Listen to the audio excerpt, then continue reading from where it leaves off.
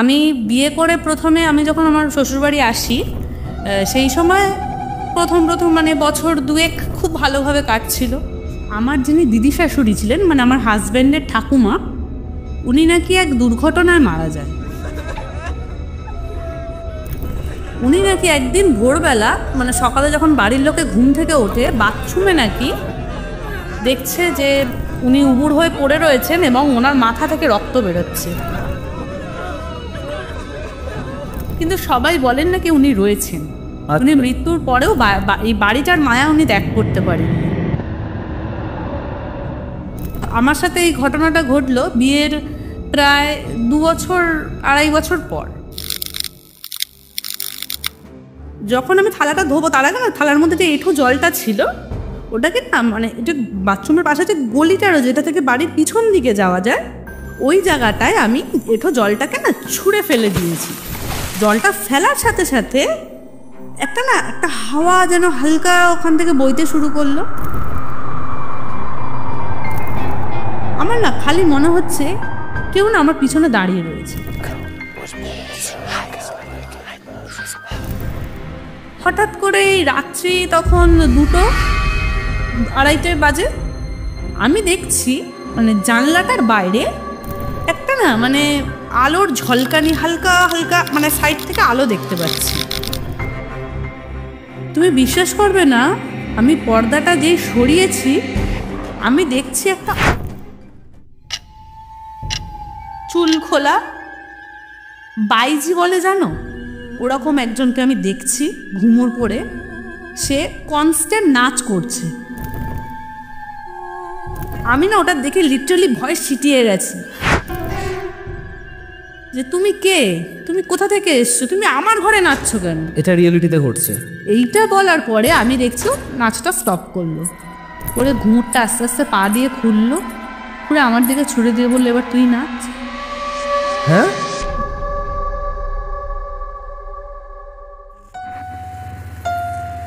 গল্পওয়ালা, the real paranormal experience.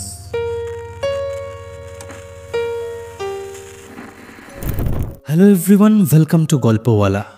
আর গল্পওয়ালার আজকের horror পডকাস্টে নিজের লাইফে ঘটে যাওয়া মারাত্মক একটা প্যাথেটিক এক্সপিরিয়েন্স শেয়ার করতে আমাদের সাথে আছেন কঙ্কনা দাস। কঙ্কনাদি নিজে এই মর্মান্তিক ঘটনার একমাত্র ভিকটিম। ঘরের আলো নিভিয়ে ফেলুন এবং চোখ বন্ধ করে আজকের ঘটনা মন দিয়ে শুনবেন, কারণ আজকের ঘটনা আপনাকে এক অন্য জগতে নিয়ে যাবে। হয়তো আপনি ফিল করতে পারেন নিজের বাড়িতেও আপনি সেফ নয়। ভয়ঙ্কর একটা হরর পডকাস্ট আজ রাত্রে আপনারা এক্সপিরিয়েন্স করতে চলেছেন।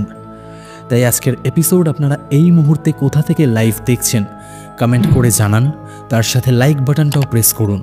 আর আপনারাও যদি চান আপনাদের জীবনে ঘটে যাওয়া কোনো রিয়েল লাইফ প্যারানর্মাল ইনসিডেন্ট আপনারা আমার সাথে অথবা গল্পওয়ালা পরিবারের সাথে শেয়ার করবেন, তাহলে অবশ্যই গল্পওয়ালার অফিসিয়াল ইমেল আইডি storytellerorithro@gmail.com অথবা আমার ইনস্টাগ্রাম আইডি storyteller_অরিত্রকে ফলো করে ইনবক্সে ঘটনা লিখে পাঠাতে পারেন। এখন ঘড়িতে রাত 9টা আর আমি অরিত্র থাকছি আপনাদের সাথে আরও একটা মারাত্মক হরর পডকাস্ট নিয়ে। হ্যালো কঙ্কনাদি, কেমন আছো? এই ভালো আছি, তোমার খবর বলো? আমিও ভীষণ ভালো আছি। আজকে তুমি যে ঘটনাটা নিয়ে এসেছো, এটা নিয়ে আমরা এর আগে 1-2বার কথা বলেছি। একদম একদম। আজকের ঘটনায় যাওয়ার আগে আমি গল্পওয়ালা শ্রোতাদেরকে একটাই কথা বলতে চাই যে যারা আজকের ঘটনাটা শুরু করছে, দেখা শুরু করছে, তারা যেন অবশ্যই শেষ পর্যন্ত থাকে, কারণ আজকের ঘটনায় যে হরর এলিমেন্টগুলো রয়েছে, মানে আমি এর আগে এত ঘটনা শুনেছি বিশ্বাস করো, কিন্তু তুমি যে কথাগুলো বলেছো না, মানে তোমার সাথে যে ঘটনাগুলো ঘটেছে এগুলো এতটা আনএক্সপেক্টেড, এতটা ক্রিপি, এতটা ভয়ঙ্কর, আমি জাস্ট স্টান্ট হয়ে গেছিলাম শুনে যে কি করে ঘটতে পারে এরকম হঠাৎ করে। মানে কথায় আছে না যে কোনো দুর্ঘটনা হঠাৎ করেই ঘটে, তো তোমার এই ঘটনাটার সাথে কিন্তু পুরোপুরিভাবে প্রযোজ্য, একদম, তাই না? তো আজকের ঘটনাতে তো যাবো, তার আগে তুমি বলো একটা কথা যে গল্পওয়ালা পরিবারের সাথে তুমি কতদিন ধরে যুক্ত আছো? গল্পওয়ালা পরিবারের সাথে আমি প্রায় 6-7 মাস হয়ে গেল। 6-7 মাস? একদম। তাহলে এতদিন পরে কেন ডিসাইড করলে যে এই ঘটনাটা তুমি গল্পওয়ালাতে শেয়ার করবে? মানে আমি বহুবার ভেবেছিলাম অ্যাকচুয়ালি আমার মেয়ে খুব ছোট, আমি না সেরকমভাবে এইসবের দিকে সময় দিয়ে উঠতে পারি না। এখন মেয়ে একটু মানে বুঝতে শিখেছে হয়েছে, তো ভাবলাম যে না একবার শেয়ার করি, বলি আমার জীবনের লাইফস্টাইলের ঘটনাটা যে কি ঘটেছে। ইভেন মানে এখনও সেটা বলবো যে পুরোপুরি সেটা আমাকে ছেড়ে যায়নি, হয়তো সেটা এখনো প্রেজেন্স রয়েছে। সেই কথাগুলোই আসবো, যত ঘটনা সামনের দিকে এগোবে তত যারা আজকের এপিসোডটা শুনছে বা দেখছে তারা বুঝতে পারবে যে কোন কোন পর্যায়ে যেতে পারে একটা ঘটনা। তো একদম শুরু থেকে বলো যে কি হয়েছিল, কারণ আমি যদি খুব ভুল না করি এই ঘটনাটা 2016-17 শুরু হয়। হ্যাঁ, একদম 7-8 বছর আগেকার কথা বলছি। আমি বিয়ে করে প্রথমে আমি যখন আমার শ্বশুরবাড়ি আসি, সেই সময় প্রথম মানে বছর 2 খুব ভালোভাবে কাটছিল। শ্বশুরবাড়ি কোথায়? শ্বশুরবাড়ি হচ্ছে আমার বাপের বাড়ির থেকে বেশি দূরে না, আমি থাকি কসবা রথতলায়। আমার আচ্ছা আমি ওখানে আমার বাপের বাড়ি হচ্ছে বোসপুকুর শীতলা মন্দির, আর ওখান থেকে হচ্ছে আমার শ্বশুরবাড়ি হচ্ছে কসবা রথতলায়, বেশি ডিস্টেন্স না, কাছাকাছি। তো বিয়ের প্রথম 2 বছর খুব ভালো কাটলো। তার মধ্যে আমি একটা কথা শুনেছিলাম শ্বশুরবাড়িতে আসার পর যে আমার যিনি দিদি শাশুড়ি ছিলেন, মানে আমার হাজব্যান্ডের ঠাকুমা, উনি নাকি এক দুর্ঘটনায় মারা যায়। আচ্ছা, দুর্ঘটনা বলতে কিরম দুর্ঘটনা? একদিন নাকি ভোরবেলা সবাই ঘুম থেকে উঠে, উনি না মানে খুব এই মানে ঠাকুর দেবতা নিয়ে খুব পূজা আর্চা করতেন, উনি না খুব ভোরবেলা উঠতেন। বলতে গেলে আমাদের শ্বশুরবাড়ির পাড়ায় মানে ওনারই খুব নাম ছিল যে উনি সবার আগে সকালে মানে কাক ভোর থাকতে থাকতে উঠে স্নান করে পুজো দিতেন আমাদের পাড়ায়। মানে উনি এরকম ছিলেন আমার দিদি শাশুড়ি। উনি নাকি একদিন ভোরবেলা মানে সকালে যখন বাড়ির লোকে ঘুম থেকে ওঠে, বাথরুমে নাকি দেখছে যে মানে উনি উবুড় হয়ে পড়ে রয়েছেন এবং ওনার মাথা থেকে রক্ত বেরোচ্ছে। উনি ততক্ষণে মানে পাস আউট হয়ে গেছে, মাথা ফেটে গেছিল। তো যেহেতু ওনার বাড়ির প্রতি এত টান, আমার মানে শ্বশুরবাড়ির লোকেদের বক্তব্য মানে অনেকেই নাকি ওনাকে দেখেছেন। আচ্ছা, উনি মৃত্যুর পরেও মানে এখনো লোকে বলে নাকি ওনার প্রেজেন্স রয়েছেন, যদিও আমি কোনোদিনও ওনাকে দেখিনি, সেই জন্য আমি সেটা বিশ্বাস করি না, কিন্তু সবাই বলেন নাকি উনি রয়েছেন। উনি মৃত্যুর পরেও এই বাড়িটার মায়া উনি ত্যাগ করতে পারেননি, যেহেতু উনি সবাইকে এত ভালোবাসতেন, বিশেষ করে পুজো আর্চার জন্য। আর ওনার প্রেজেন্সটা বেশিরভাগ লোকে মানে আমাদের বাড়িতে না দোলে খুব বড় করে উৎসব হয়, লক্ষ্মী নারায়ণের মানে আগের দিন অধিবাস হয়, মানে দোলের দিনকার ভোগ আরতি, বিশাল বড় পুজো হয়। মানে আমাদের বাড়ির লোকের বক্তব্য মানে ওই আগের দিন অধিবাসের দিন রাত্রে নাকি ওনাকে অনেকে দেখেছেন ছাদে, মানে প্যান্ডেল উনি চলে যাওয়ার পরে অনেকেই ওনার প্রেজেন্স দেখেছেন। তাই আমি যেহেতু দেখিনি, আমি কোনোদিন এটা বিশ্বাস করিনি। তো যাই হোক, আমার সাথে এই ঘটনাটা ঘটলো বিয়ের প্রায় 2-2.5 বছর পর। একদিন আমি সন্ধেবেলা মানে ওই দিন দুপুরবেলা আমার খাওয়া দাওয়া করে না শরীরটা ভালো লাগছিল না, পাড়ে হালকা বৃষ্টি পড়ছিল, ওই জন্য ভাবলাম আমার প্রথমেই তোমাকে বলি আমার বাড়ির মানে ডেফিনেশনটা দিয়ে দিই তোমাকে। আমার বাড়ির গেট থেকে ঢুকতেই মানে আমার ঘরের যে দরজা, ওখান থেকে ঢুকে একটা ঘর আছে, ভেতরে একটা ঘর আছে, আর সাইডে কিচেন, আর টয়লেটটা আমাদের বাড়ির সাথে মানে ঘরের মধ্যে অ্যাটাচ নয়। আচ্ছা, টয়লেটটার জন্য আমাকে পুরো আগেকার দিনের বাড়ি মানে ঘুরে বাইরে যেতে হয়। আর আমাদের বাড়ির পিছন দিকে মানে আমাদের টয়লেটটা যেখানে, পিছন দিকের যে গলিটা, ওই পজিশনটাতে না মানে বেশিরভাগ মানুষের বাড়ির টয়লেটটা ওই দিকটায়। মানে মানে রাত্রেবেলার তো প্রচণ্ড অন্ধকার থাকে ওই জায়গাটা, আমাদের বাথরুমের দিকে লাইট জ্বলে, কিন্তু ওই বাড়ির পিছনের গলিটাতে না পুরো অন্ধকার থাকে, যেহেতু সবার বাড়ির ব্যাকগ্রাউন্ড ওইটা। সাউথ কলকাতা এখনো এরকম বাড়ি রয়েছে? হ্যাঁ রয়েছে, প্রচুর রয়েছে আমাদের ওখানে এরকম। তো ওদিনকার আমি দুপুরবেলা বৃষ্টি হচ্ছে দেখে আর ইচ্ছা করেনি, ঘুমিয়ে পড়েছি, বললাম না সন্ধে হোক, তারপরে গিয়ে এক ফাঁকে গিয়ে থালাটা ধুয়ে নিয়ে আসবো। তো উঠেছি সন্ধেবেলা, উঠে আমি থালাটা নিয়ে বাথরুমে গেছি লিটারেলি থালাটা ধোবো বলে। যখন আমি থালাটা ধোবো তার আগে না থালার মধ্যে যে এঁঠো জলটা ছিল, ওটাকে না মানে এটা বাথরুমের পাশে যে গলিটা রয়েছে যেটা থেকে বাড়ির পিছন দিকে যাওয়া যায়, ওই জায়গাটায় আমি এঁঠো জলটাকে না ছুঁড়ে ফেলে দিয়েছি। আচ্ছা, একটা বেড়াল ম্যাও করে ডাকছে, আমি চাই এদিকে আসিস না বলে না জলটা ছুঁড়ে ফেলে দিয়েছি। জলটা ফেলার সাথে সাথে একটা হাওয়া যেন হালকা ওখান থেকে বইতে শুরু করলো। আমি ভেবেছি হয়তো বৃষ্টি পড়ছে, হতেই পারে, বৃষ্টির সময় অনেক সময় হাওয়া দেয়। তো তার কিছুক্ষণ পরে যখন আমি থালাটা মাজছি, আমার না খালি মনে হচ্ছে কেউ না আমার পিছনে দাঁড়িয়ে রয়েছে। মানে তুমি ওই থালার এঁটো জল ছুঁড়ে ফেলে দিয়েছি, তার পরক্ষণেই তুমি হাওয়া কি করেছে, হাওয়াটা আমি অতটা গায়ে মাখি না, বৃষ্টি হয়েছে হাওয়া দিচ্ছে, হয়তো হতেই পারে, নর্মাল ঘটনা। তারপরে মানে থালাটা মাছতেই আমি ফিল করছি যে আমার পিছনে হয়তো কেউ দাঁড়িয়ে রয়েছে। আচ্ছা আচ্ছা, কেউ আমাকে ফলো করছে, আমি কি করছি মানে কেরাম মানে ঝুঁকে দেখছে এরম করে যে আমি যে বাসনটা মাজছি হঠাৎ করে। তারপরে আমি ভাবছি কি দূর, এটা আমার নিঘাত মনের ভুল। আমি এত এই ভূতের বই ফই দেখি, এইসব আমার মাথায় ঢুকে যায়, নিঘাত আমি ভুল কিছু দেখছি, ভাবছি আমার মনেরই ভুল এটা বলে আমি নর্মালি ঘরে চলে গেছি। গিয়ে ওই দিনকার রাত্রে খাওয়া দাওয়া করে মানে আমি আর আমার হাজবেন্ড ওই বাইরের ঘরটাতে শুতাম, মানে দরজা থেকে ঢুকেই যে ঘরটা, তো শুয়েছি রাত্রেবেলা। ওই দিন রাত্রে একটা ঘটনা ঘটে আমার সাথে, ওই প্রথম ঘটনার সূত্রপাত ওই দিন রাত থেকে। মানে তখন মানে ঘটনাটা অলরেডি শুরু হয়ে গেছে ওই বাসন মাজার টাইমে, কিন্তু সেটা তো আমি তখন রিয়েলাইজ করতে পারিনি। আমি ভেবেছিলাম ওটা আমার মনের ভুল, কিন্তু ওটা তখন অলরেডি শুরু হয়ে গেছে ঘটনাটা আমার সাথে। শুয়ে রয়েছি, হঠাৎ করে এই রাত্রি তখন 2-2:30 বাজে, আমি দেখছি মানে জানলাটার বাইরে একটা না মানে আলোর ঝলকানি, হালকা হালকা মানে সাইড থেকে আলো দেখতে পাচ্ছি। এবার আমি না ঘুমটা ভেঙে যেতে আমি ভাবছি তো চোর এসছে। অনেকে হয় না টর্চ দিয়ে বাড়ির ভেতরে টর্চ জ্বেলে দেখে কিছু মোবাইল ফোবাইল আছে কিনা সামনে, আমি চোরই ভেবেছি হয়তো। এবার ওইটা ভেবে আমি না আগেই সবাইকে ডাকবো না, আগে আমি পর্দাটা আস্তে করে সরিয়ে দেখি কে আছে। তুমি বিশ্বাস করবে না, আমি পর্দাটা যেই সরিয়েছি আমি দেখছি একটা অবয়ব দাঁড়িয়ে রয়েছে আমার চোখের সামনে। আচ্ছা, মুখটা তার কিন্তু কোনো মুখ নেই, আমি মুখ দেখতে পাচ্ছি না, কিন্তু সেটা একটা মহিলা, আমি বুঝতে পারছি এটুকু মহিলা এইটুকু আমি বুঝতে পারছি মহিলা। আর তার মুখের পোর্শনটা না একটা আলোর ঝলকানি পুরো ডিটেইলি।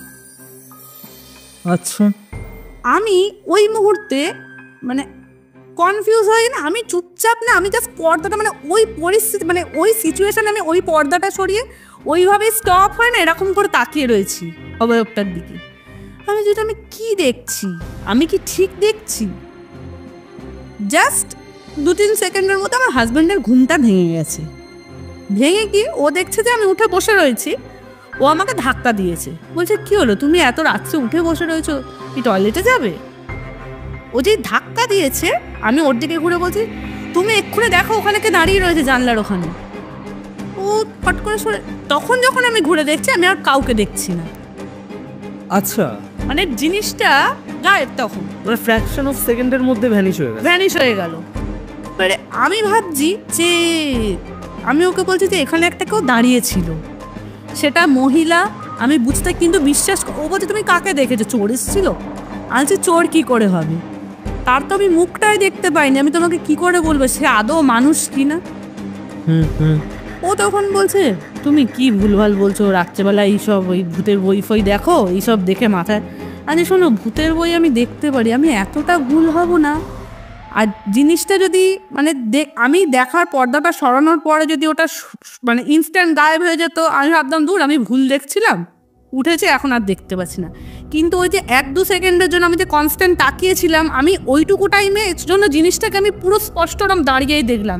তুমি যে আমাকে ধাক্কাটা মারলে, আমি তোমার দিকে ঘোরার পরে ওই জিনিসটা গায়েব হয়ে গেল ওখান থেকে। মানে নিমেষের মধ্যে তোমার চোখের সামনে থেকে নিমেষের মধ্যে থেকে গায়েব হয়ে গেল। যাই হোক, আমার বাড়ির লোকে ওরা কেউ বিশ্বাস করলো না, ওরা বললো তুমি হয়তো ভুলভাল কিছু দেখেছো, বাদ দাও, ঘুমিয়ে পড়ো, কিচ্ছু হবে না। আমি লিটারেলি গিয়ে টয়লেট করে ফ্রেশ ট্রেশ হয়ে শুয়ে পড়েছি। ওদিনকার ঘুমিয়ে পড়েছি। পরের দিন কি হলো, সকালবেলাটা একদম নর্মাল ঠিকঠাক কাটলো। সন্ধেবেলা থেকে শরীরটা একটু খারাপ লাগছে, তো আমি ওদিনকার ঠিক করলাম, আমি ওকে বললাম যে আমার হাজব্যান্ডকে বললাম যে তুমি এক কাজ করো, আজকে আমার রান্নাবান্নাও করতে ইচ্ছে করছে না, শরীরটা খারাপ লাগছে, তুমি কিছু খাবার অর্ডার করে নাও বাইরে থেকে, খেয়ে দিয়ে শুয়ে পড়ে, শরীরটা খুব খারাপ লাগছে। বলছে ঠিক আছে চলো। তো সুইগি থেকে ওদিনকার খাবার অর্ডার করলাম, করে খাওয়া দাওয়া করলাম, করে শুলাম রাত্রে। ঠিক আবার ওই দিন রাত্রেবেলা আমি ঘুমিয়ে রয়েছি, আমি দেখছি যে আমি ওটা স্বপ্ন দেখছি, কিন্তু আমি রিয়েলাইজ করছি যে ওটা মানে ঘটছে আমার চোখের সামনে, কিন্তু আমি জানি হয়তো ওটা আমি স্বপ্নই দেখছি, কিন্তু ঘুমের মধ্যে যেহেতু আমি ভাবছি ওটা আমি স্বপ্ন দেখছি, কিন্তু আমি দেখছি যে ওটা আমার সাথে, মানে আমি রিয়েলাইজ করতে পারছি জিনিসটাকে, আর জিনিসটা ঘটছেও আমার ওই ঘরটারই ভেতরে। কি ঘটছিল?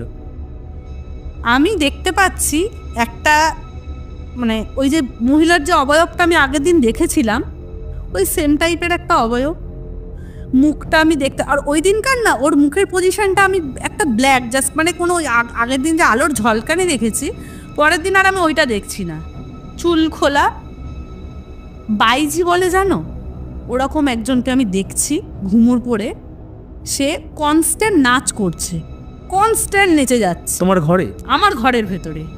আচ্ছা, আমি দেখছি ওটা, আর ওর নাচটা মানে এতটাই ঔদ্ধত্যতার মধ্যে পৌঁছেছে যে আমি না ওটা দেখে লিটারালি ভয় ছিটিয়ে গেছি। মানে আমি জানি না কেন আমি বুঝতে পারছি যে হয়তো নাচছে, মানে নর্মালি আমরা কাউকে যদি নাচতে দেখে আমরা থোড়ি ভয় পাবো, কিন্তু আমি ওই জিনিসটাকে দেখে আমি জানি না কেন ভয় পাচ্ছি, ভয় না পুরো ছিটিয়ে বসে পড়েছি ধারে। দিয়ে আমি ওকে হঠাৎ করে জিজ্ঞাসা করছি যে তুমি কে, তুমি কোথা থেকে এসছো, তুমি আমার ঘরে নাচছো কেন? এটা রিয়েলিটিতে ঘটছে, মানে তুমি যে জিজ্ঞেস করছো, না তুমি স্বপ্নেই দেখছো? আমি স্বপ্নে দেখছি, হয়তো আমি মুখে বলছি সেই সময়, না আমি দেখছি যে আমি স্বপ্নে বলছি, হতে পারে আমি সেই সময় বলছি নিজে নিজে মুখে এটা। তুমি কে, তুমি কোথা থেকে এলে, আর তুমি হঠাৎ করে আমার ঘরে নাচ করছো কেন এরম করে? এইটা বলার পরে আমি দেখছি ও নাচটা স্টপ করলো, করে ঘুমুরটা আস্তে আস্তে পা দিয়ে খুললো, খুলে আমার দিকে ছুড়ে দিয়ে বললো এবার তুই নাচ। হ্যাঁ, ইয়েস, ও আমাকে বলছে এবার তুই নাচ। সাংঘাতিক তো। তা আমি বলছি তুমি, একটা কথা, আমি তোমাকে চিনি না, তুমি আমার ঘরে এসে নাচ করছো, তুমি আবার আমাকে নাচতে বলছো? আমি নাচবো না। বলছে তুই নাচবি না মানে, তুই তো আমাকে ভালোবেসে ডেকেছিস, তোকে না আমার খুব পছন্দ হয়েছে জানিস, তুই নাচ, আমরা দুজনে আজ থেকে নাচবো, চল বন্ধুত্ব হবে দুজনের মধ্যে।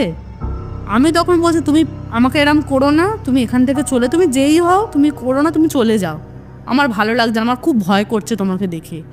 এটা পুরো ঘটনাটাই তুমি স্বপ্নে দেখছো তাই তো? হ্যাঁ স্বপ্নে দেখছি। ওকে ওকে।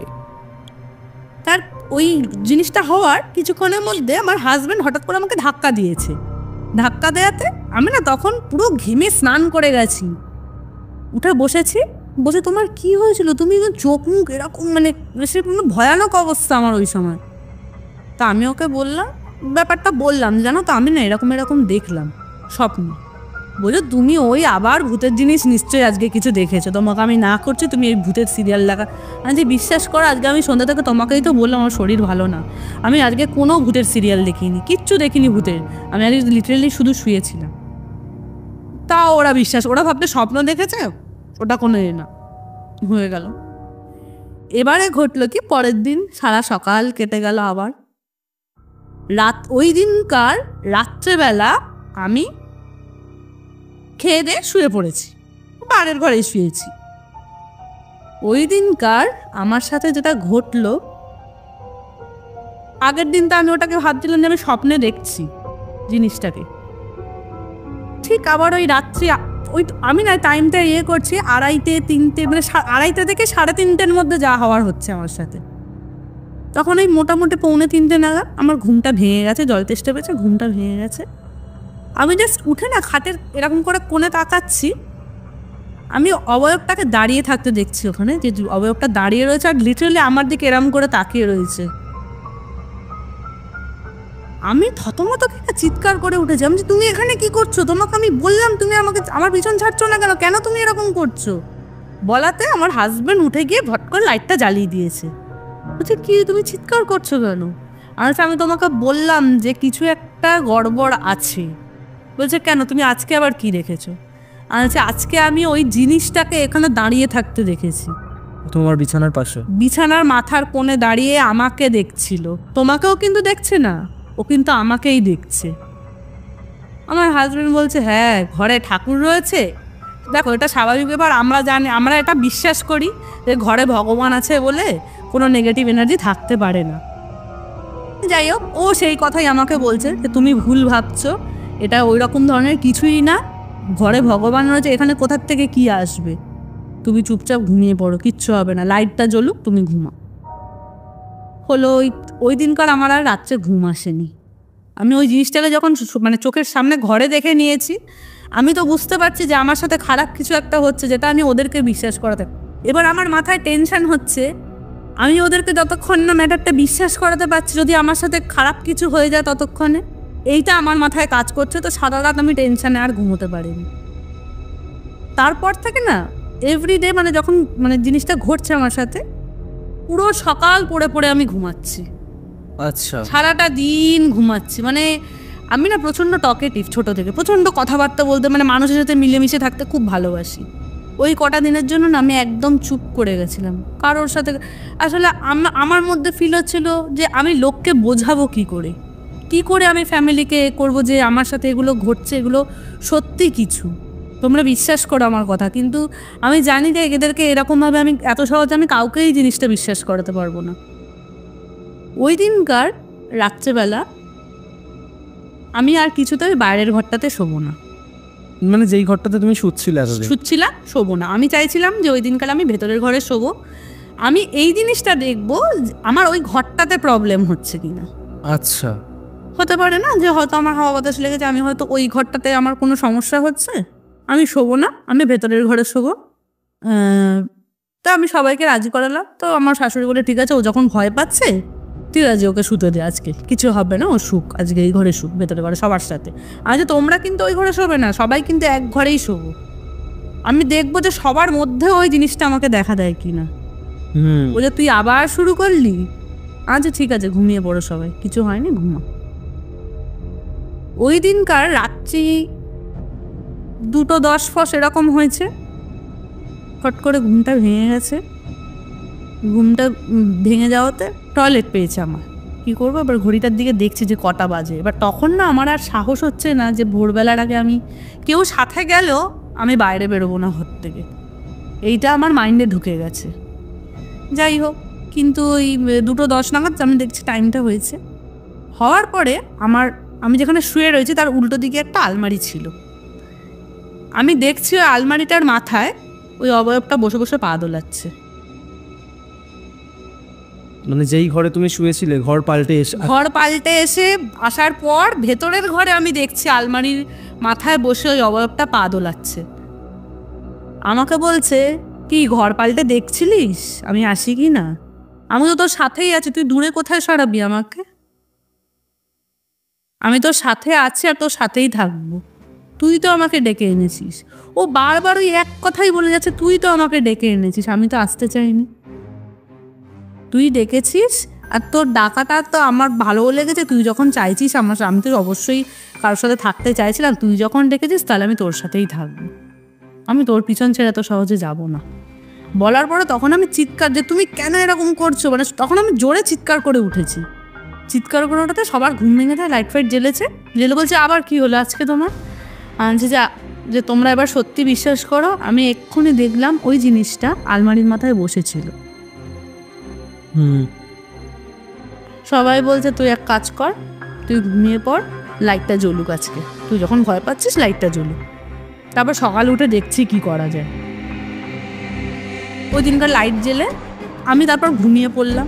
ঘুমিয়ে পড়ার পরে ওরা লাইটটা অফ করে দিয়েছে, যেহেতু আমার লাইট জ্বললে মানে আমি এমনিও জেগেছিলাম, তো তাই হোক লাইট জ্বালাতে আমার হলো যে না, হয়তো লাইটটা জ্বলছে, হয়তো আর কিছু হবে না, আমি ঘুমিয়ে পড়ি। আস্তে আস্তে ঘুমিয়ে পড়লাম। ওদের তো ঘুম আসছে না বলে ওরা লাইটটা অফ করে দিয়েছে। সেম আবার ওই 3:25, 20-25 হয়েছে। ফের টয়লেটটা তো তখন আমি আর ভয় করতে যাইনি।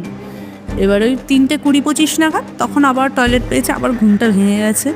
উঠে ঘড়িটা দেখছি, বলছি বাবা এখনও 4টে বাজছে না, আজান না পড়লে আমি তো ঘর থেকেই বেরোবো না আজকে। তখন আমি দেখছি ভেতরের ঘরে ঢোকার যে দরজাটা, ওই দরজাটার মাথার ওপরে কিন্তু আমাদের বিশাল বড় একটা তারামার ফটো। আর খুব জাগ্রত ওই তারামার ফটোটা। আচ্ছা, মানে তুমি দেখলে রিয়েলাইজ করবে আমার বাড়ি গেলে কোনোদিনও যে মানে উনি যেন জলজ্যান্ত ওখানে রয়েছেন। ওই ফটোটা থেকে একটু এগিয়ে এসে দেখছি ওই অবয়বটার দরজায় এরকম হেলান দিয়ে দাঁড়িয়ে রয়েছে। দিয়ে বলছে, চল চল, নাচার সময় হয়ে এলো, তাড়াতাড়ি কর, দেরি হয়ে যাচ্ছে। এক একটা ঘটনা তুমি বলছো না, মানে প্রত্যেকটা রাতে আমার না শুনে গায়ে কাঁটা হ্যাঁ দেরি হয়ে যাচ্ছে, তুই শুয়ে থাকলে এরম হবে না, তাড়াতাড়ি ওঠ। আর তুই যদি ভেবে থাকিস এগুলো খুব বড় ভুল করছিস, আমি তোকে ছেড়ে যাব না, তুই আমাকে ডেকে এনেছিস। আবার ওই এক কথা, একই কথা একই কথা। তখন না আমার মাথায় ওই জিনিসটা কাজ করেনি যে ও এই কথাটা কেন বারবার আমাকে বলছে, তুই আমাকে ডেকে এনেছিস, তুই আমাকে ডেকে এনেছিস। হলো এবার ওদিন আবার চিৎকার করে উঠেছি, তখন আবার সবাই উঠে লাইট ফাইট জ্বালার পরে দেখছে যে আমি আবার ওরকম করছি, বলছে তুমি এক কাজ করো, তুমি ঘুমাও, আমরা জেগে রয়েছি সবে, আমরা তোমাকে আজকে পাহারা দেবো রাত্রে, কে আসে আমরাও একটু দেখবো। আর যে তোমরা আর কি দেখবে, আমার আর আজকে ঘুম হবে না সারা রাত। হয়ে গেল ঘুম, আমি আর ঘুমাইনি। ফের পরের দিন সকালে, এবারে পরের দিন আমার শরীরটা আরও ডিটোরিয়েট করে গেছে, মানে চোখ মুখের অবস্থা খুব খারাপ। মানে যেই আমাকে দেখছে বলছে তোর কি হয়েছে রে, তোর শরীরটা কি খুব খারাপ। আমার ওই দিনকার মাসি শাশুড়ি আমাকে দেখতে আসে বাড়িতে, আমি এত কথা বলি, ও আমার আমার মাসি শাশুড়ি বলবো না, আমার বন্ধুর মতো। আমি পড়ে পড়ে ঘুমাচ্ছি, ও আমার মাথায় বলছে মেয়েটার কি হলো, হঠাৎ করে চোখ মুখগুলো এরম হয়ে গেল। তো আমার হাজব্যান্ডকে ওরা বললো যে এক কাজ কর, ও যখন এত ভয় পাচ্ছে হতে পারে হাওয়া বাতাস লেগেছে, তুই ওকে একটু মাজার থেকে মসজিদ থেকে ঝাড়িয়ে নিয়ে। তো আমার হাজব্যান্ড বলে ঠিক আছে, তোমরা যখন বলছো আমি সন্ধ্যাবেলা একবার নিয়ে যাব। তো আমাদের রত্তলার ওখানে না একটা হালতুতে মসজিদ রয়েছে একটা, ওইখানে আমাকে নিয়ে যাওয়া হয়। নিয়ে গিয়ে একটু ছাড়িয়ে ফাড়িয়ে জল পড়া তেল পড়া এসব দেয়, দিয়ে নিয়ে এসছে। ওই দিনকার এবারে তো ভয়ঙ্কর পর্যায়ে পৌঁছে গেছে ঘটনাটা। ঝাড়ানোর পরেও ওই 7:30 8টা বাজে। এবার এতদিন হচ্ছিল মাঝরাতের দিকে ঘটনাটা, ওই দিন আর আমাকে রেহাই দিল না, অত রাত্রি পর্যন্ত ওয়েট করলো না। 7:30 8টা নাগাদ সবাই ঘরের মধ্যে শুয়ে টিভি দেখছে, ওরা লাইট অফ করা। আমার হাজবেন্ড শুয়ে রয়েছে, আমি পাশে শুয়ে রয়েছি, ওরা টিভি দেখছে, আমার তো ঘুম পাচ্ছে, আমি তো চোখ বন্ধ করে পাশ ফিরে শুয়ে রয়েছি। আমার হাজবেন্ড হঠাৎ করে দেখছে হাজবেন্ডের বুকের লোমগুলো আমি দাঁত দিয়ে এরকম করে টেনে টেনে ছিঁড়ছি। তুমি ছিঁড়ছিলে তোমার হাজবেন্ডের বুকে? আমার বুকের লোমগুলোকে দাঁত দিয়ে এরকম টেনে টেনে ছিঁড়ছি। আমার হাজবেন্ড বলছে এই তোমার কি হয়েছে, তুমি এরকম করছো কেন, পাগল নাকি তুমি বুকের লোমগুলোকে দাঁত দিয়ে দিয়ে ছিঁড়ছো। আমার ভাসুর তখন ওদের লাইটটা জ্বালাতো, দেখি ওর কি হয়েছে। বলে যেই লাইটটা জ্বেলেছে আমি না সবার দিকে এরকম একটা হাসি দিয়ে সবার দিকে তাকাচ্ছি। ততক্ষণে ওরা আমার হাজবেন্ড বুঝে গেছে যে না, এ বিশাল বড় কোনো গড়বড়।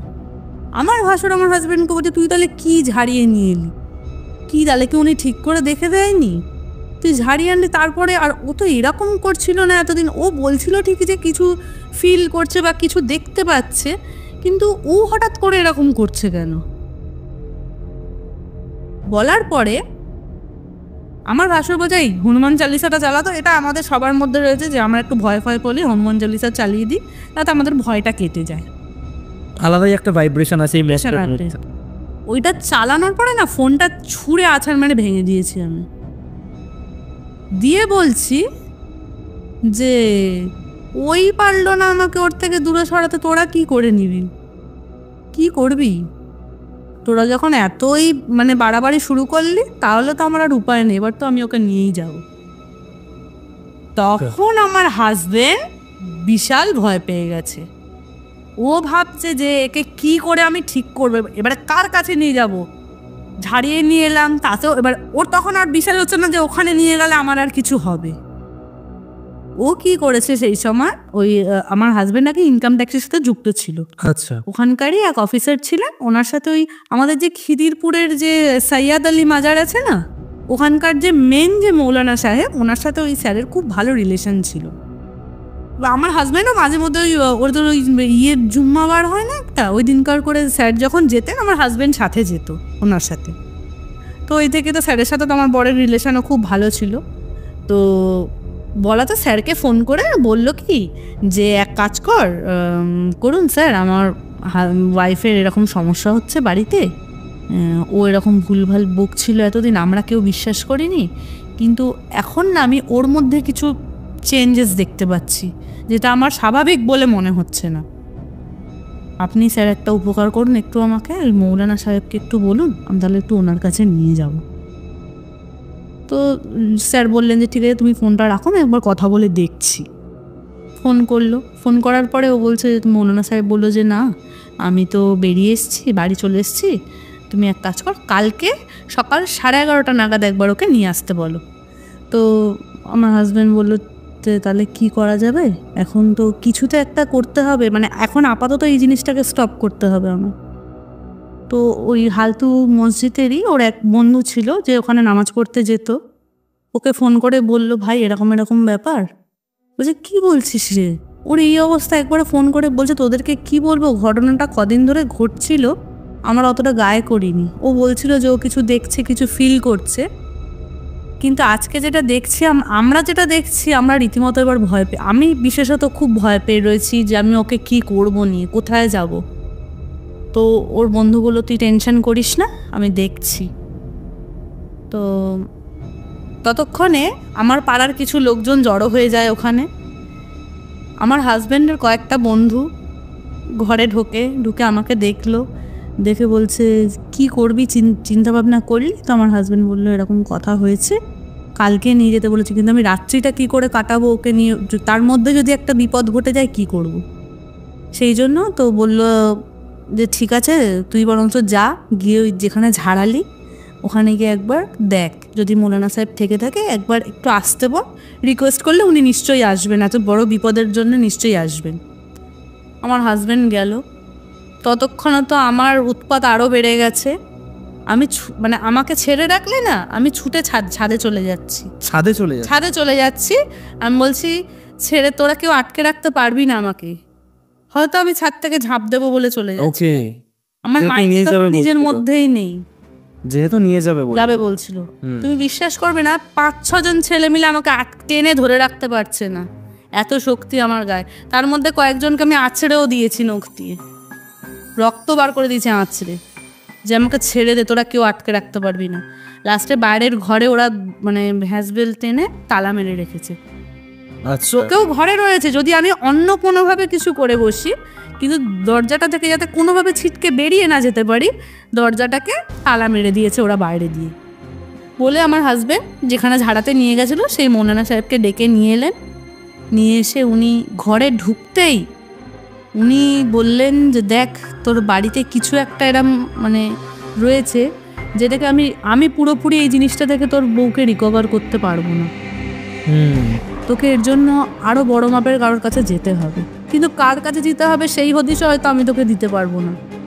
তখন আমার হাজব্যান্ড বললেন যে দেখুন আমার একজনের সাথে এরকম কথা হয়েছে, কিন্তু তিনি আমাকে সকালবেলা নিয়ে যেতে বলেছেন, উনি এখন নেই এই মুহূর্তে, আপনার হাতে পায়ে ধরছি আপনি কিছু একটা করে দিন এই মুহূর্তের জন্য, যাতে ও একটু হয়, স্টপ হয় এই জিনিসটা, কারণ ওকে লিটারালি ধরে রাখা যাচ্ছে না। আমরা কতক্ষণে এই জিনিসটা চলবে, মানে সাময়িক প্রোটেকশনের জন্য বলছিল। তো উনি বললেন ঠিক আছে, আমি তোর ঘরের দরজায় একটা জিনিস, একটা মাদুলি টাইপের টাঙিয়ে দিয়েছি, বলছো ও এর বাইরে এখন বেরোবে না, আর ওকে আমি একটা জিনিস দিয়ে যাচ্ছি, ও যখন এরম করবে জলটা ওকে ছিটা মারবি ওর গায়ে, দেখবি হয়তো কিছুক্ষণের জন্য রিলিফ পাবে, কিন্তু তোদেরকেও একটা কথা বলে যাচ্ছি, তোরা কিন্তু ওকে সারা রাত চোখে রাখবি। ওকে, চোখে ও কিন্তু যখন তখন কিছু করে বসতে পারে। ওকে দেখে আমার এরকমই মানে আমার উৎপাত তো উনি দেখছেন, উনি দেখে মানে আর কি করছে, উনিও ভয় আমার সামনে আসেনি, যদি কিছু ছুঁড়ে মেরে দিই হয়তো এই ভয়। যাই হোক, ওই দিনকার রাত্রেবেলাটা কোনো রকম ওই উৎপাত করেই কাটলো। পরের দিন সকালবেলা আমার হাজব্যান্ড বললো কি যে চলো তোমার, কিন্তু সকালবেলার দিকটা না আমি ওই জিনিসটা আর ফিল করছি না, মানে ওই ঔদ্ধত্যবোধ ওই জিনিসটা আর আমার মধ্যে থাকছে না সকালবেলার দিকটা। সকালবেলা আমি শুয়ে রয়েছি, আমার হাজব্যান্ড বলল চলো তোমাকে নিয়ে একটু ঘুরতে যাবো, আমার মনে হচ্ছে তোমার মেন্টালি কোনো একটা ডিপ্রেশন চলে এসছে ঘরে থাকতে থাকতে। আমি ঘুরতে যাবো কোথায়, আমি যাবো না, আমার না ভালো লাগছে না, তো চলো একটু ঘুরে আসি দুজনে গাড়ি করে, তোমার মাও যাবে বলছে, ঠিক আছে চলো। আমাকে যখন ওই মাজারে নিয়ে যাওয়া হয়, খিদিরপুর সাইয়াদ আলী মাজার, আমি বিশ্বাস করে ওই মাজারটাকে খুব মানি, ওই জিনিসটার ওই ঘটনাটার পর থেকে আমি প্রচণ্ডভাবে মানি, আর আমরা সময় পেলেই এখন মাঝে মধ্যে ওখানে যাই দুজনে। গাড়ির থেকে আমি কিছুতেই নামবো না, আমি বলছি তুমি বললে ঘুরতে আসবে, এটা কোনো ঘোরার জায়গা? মসজিদে আবার কোন মানুষ ঘুরতে আসে? চলো না এখানে একটু বসবো, পায়রা খাওয়ায় এখানে লোকে। আমি পায়রা খাওয়া আমি এখানে থাকবো না, তুমি আমাকে অন্য কোথাও ঘুরতে নিয়ে চলো। কোনো গঙ্গার ধারে ফারে চলো, মিলেনিয়াম পার্ক এইসব জায়গায় ঘুরবো। এটা কোনো ঘোরার জায়গা নাকি? মসজিদে তুমি নিয়ে এসছো, বলছো ঘুরতে নিয়ে এসছি। বলে কোনো রকম বুঝিয়ে বাজিয়ে টেনে হিজড়ে নিয়ে গিয়ে মাজালে আমাকে আর ঢোকাতে পারিনি। ওই বাইরে ওখানে কিছু বসার জায়গা আছে, ওখানেই আমাকে আপাতত নিয়ে বসিয়েছে। ওইখানে দুজন ওই সময় নামাজ পড়ে বেরোচ্ছিল, 12টার নামাজটা পড়ে বেরোচ্ছিল, দুপুর 12টার নামাজটা পড়ে বেরোচ্ছিল। তো আমাকে দেখে ওরা কিছু একটা বিড়বিড় করছিল, নিজেদের মধ্যে দুজন বলাবলি করছিল। আমি ওদের দিকে একটা মানে এরমভাবে একটা তাকিয়েছি না, ওরা লিটারালি ওইটা দেখে না থমকে দাঁড়িয়ে পড়েছে। আমার হাজবেন্ড গিয়ে সাইডে নিয়ে গিয়ে মানে গল্প করার ছলে ওদেরকে ঘটনাটা বলেছে যে জানো তো দাদা, এরম ব্যাপার হচ্ছে আমার বাড়িতে। ওরা বলছে তুমি খুব ভালো জায়গায় নিয়ে এসছো, আর ওনার মধ্যে কিছু আছে। মানে তোমাকে ইন্ডিকেট করে বলছে ওনার মধ্যে কিছু আছে, কারণ আমরা না মানে লোককে দেখলে বুঝতে পারি। উনি একটা এমনভাবে এক্ষুনি চাউনি দিয়েছেন আমাদেরকে, আমরা বুঝেছি যে ওনার মধ্যে কিছু একটা নেগেটিভ রয়েছে। চিন্তা করো না, মৌলানা সাহেব খুব ভালো, উনি ঠিক করে দেবে, নিশ্চয়ই কিছু একটা উপায় তোমাকে করে দেবে।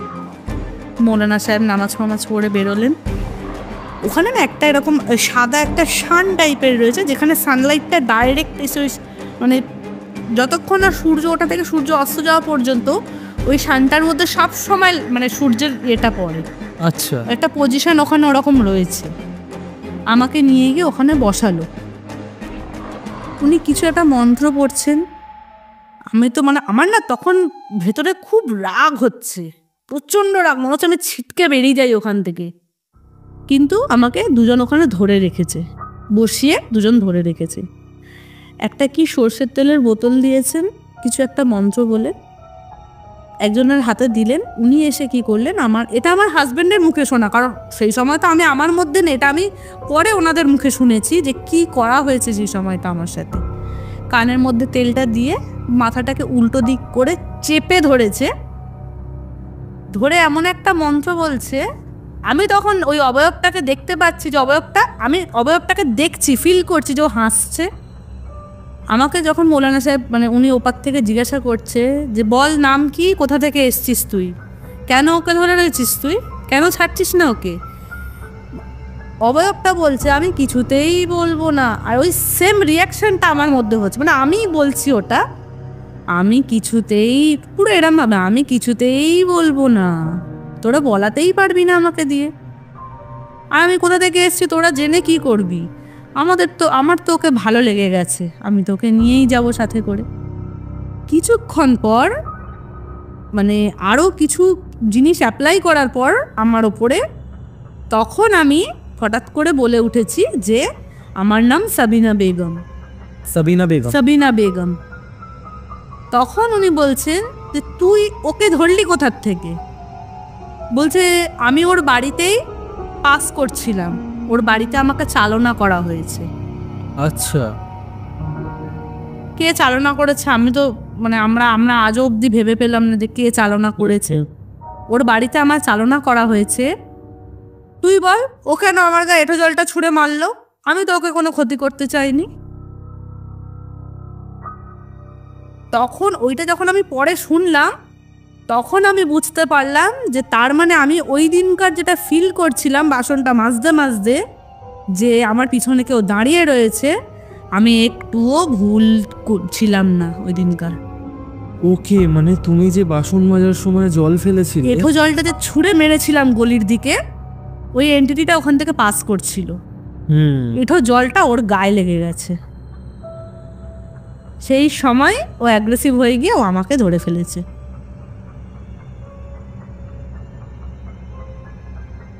তখন ওই মৌলানা সাহেব বললো যে তুই ওকে ছেড়ে দে, তুই ওকে ওরকম করিস না, বাচ্চা মেয়ে হয়তো ভুল করে ফেলেছে। বলছে না আমি ওকে ছেড়ে যাব না, আমার ওকে ভালো লেগে গেছে, আমি ওকে ছেড়ে যাব না। বলছে দেখ এই ভুল করিস না, তার এবারে কিন্তু আমি তোকে শাস্তি দেব। বলে তুই শাস্তি দিয়েও কিছু করতে পারবি না আমাকে, আমি ওই বাড়ি ছেড়ে কোথাও যাব না। আমাকে তো ওই বাড়িতে নিয়ে এসেছে, আমাকে তো চালান করে নিয়ে এসেছে, আমি কেন ওই বাড়ি ছেড়ে যাব? চালান করে নিয়ে এসেছি, কেউ চালান করেছিল আমাদের বাড়িতে ওই এন্টিটিটাকে। আচ্ছা, কোনো শত্রু হতে পারে, গুপ্ত শত্রু, হয়তো আমরা তাদেরকে চিনি না। চালান করে নিয়ে এসেছে, আমি ওই বাড়ি ছেড়ে তো যাব না। অনেক করার পরে আমি হঠাৎ করে বলে ঠিক আছে আমি চলে যাচ্ছি, কিন্তু আমি ওই বাড়ি ছেড়ে কিন্তু যাব না, বাড়িতে আমি থেকে যাব। আমি ওকে এখন ছেড়ে দিচ্ছি তোর কথাতে, কিন্তু আমি বাড়ি ছেড়ে কিন্তু যাব না। বলার পরে আমি সাথে সাথে ওখানে সেন্সলেস হয়ে পড়ে গেছি। প্রায় কিছুক্ষণের জন্য আমি পুরো সেন্সলেস হয়ে পড়েছিলাম ওখানে। আমাকে একটা তাবিজ দিয়েছিল রূপোর ওখান থেকে, যে এটা ওর হাতে বেঁধে দিও তোমরা, আর ওটা তোমরা খেয়াল রাখবে যেন ওটা খোলে না, আর কোনো ডেড বডি যেন না ছোঁয়। কোনো ডেড বডি যদি ছোঁয় ওর অ্যাকশনটা কিন্তু পুরো বন্ধ হয়ে যাবে। শুধুমাত্র মৃতদেহ না, আতুর বাড়িতেও যেতে বারণ করে।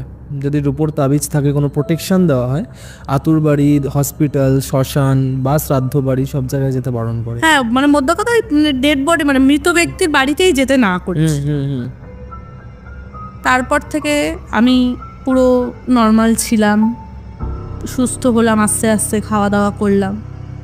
ওইটা জীবনে আমার একটা মেমোরেবল দিন গেছে। ওই দিনগুলো আমি তো সারা জীবনে ওই ঘটনাটা ভুলবো না। এবারে আমি তোমাকে যেটা বলবো, 7-8 বছর বেশ ভালো কাটছিল। আচ্ছা, একদম ঘটনাটা এখনো শেষ হয়নি। ওকে, ওই জিনিসটা কিন্তু আমার বাড়ি ছেড়ে যায়নি। ও বলে গেছিল, ও কিন্তু আমার জিনিসটা বাড়ি ছেড়ে যায়নি। এই 3 মাস হলো আমার বড় মামা মারা যায় একদিন হঠাৎ করে রাত্রেবেলা। বড় মামার খুব ক্লোজ ছিলাম, মারা গেছে শুনেছি। আমার যেহেতু 7-8 বছর এতটা টাইম পেরিয়ে গেছে, ওই তাবিজটার কথা না আমাদের কারোর আর মাথায় নেই। তাবিজটা পড়েছিলে তো? পড়েই ছিলাম। ওইটাই তো ভুলটা হয়েছে যে আমি খুলে রেখে যাইনি। আর তুমি একটা দেখবে, নিজের কেউ মারা গেলে তখন আর মাথার ঠিক থাকে না। আর আমি ওনার এতটাই ক্লোজ ছিলাম, আমি প্রচণ্ড ভেঙে পড়েছিলাম। ওই দিন রাত্রে আমি যাই, আমার মামাকে জড়িয়ে ধরে কাঁদি। এই হলো আমার জীবনের আরেকটা সর্বনাশ, যেটা আমি নিজে আবার কোন সালে হয়েছে? তোমার মামার মৃত্যুটা এই বছর, এই 2-3-4 মাস আগেকার কথা বলছি, 2025-এ। হ্যাঁ, ওকে, এই মেবি জানুয়ারির দিকে হয়েছে। ওকে। ডেড বডিটা ছুঁয়ে আমি কাঁদি। আমি আবার নিজের সর্বনাশটা নিজে ডেকে আনলাম। তখনও আমাদের কারোর মাথা কাজ করেনি যে আমার তাবিজটা হয়তো নষ্ট হয়ে যেতে পারে বা আমি ভুল করে পড়েছি। কারোর মাথায় এটা কাজ করেনি তখন। ওদিনকার মামাকে শ্মশানের কাজ সম্পন্ন হলো, বাড়ি ফিরলাম। ফিরে আমি তো আর শ্মশানে যাইনি, মামার বাড়িতেই ছিলাম। বাড়ি ফিরলাম, স্নান টান করে ঘরে ঢুকলাম। ওই দিনকার রাত্রে আমার একটা ছোট্ট পোষা পাখি ছিল। পাখিটা হঠাৎ করে খাওয়াতে হঠাৎ করে, কোথাও কিছু নেই, পাখিটাকে খাওয়ালাম 2-3 ড্রপ, পাখিটা মারা গেল।